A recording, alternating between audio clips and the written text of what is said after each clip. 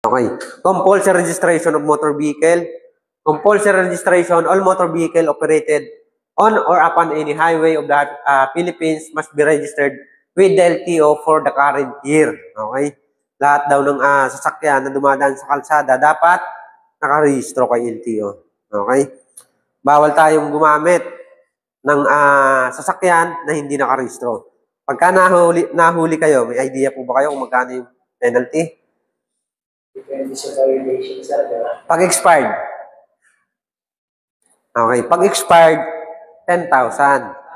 Meron pang additional dahil nag-drive ka ng expired, pumapasok po siya sa reckless driving. Kaya may additional. Bukod yung violation mo sa expired registro, meron ka pang reckless driving. Okay. Kaya umaabot siya ng 12,000.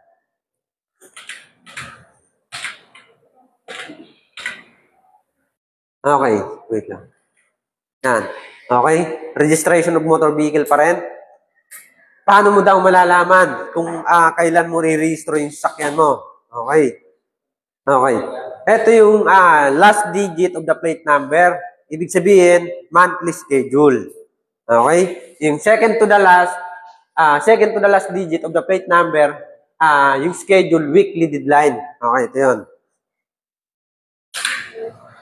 Okay, yung last digit ng plate number natin, monthly schedule po yun. Ibig sabihin ng 9 ay September. Okay, yung second to the last naman, 9 pa rin, 4th week ng buwan ng September, kailangan mong i-registro yung sasakyan mo na yan.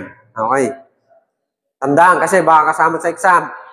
Yung last digit ng plate number mo, monthly schedule yon. Ibig sabihin, September, tapos yung second to the last, ito yan.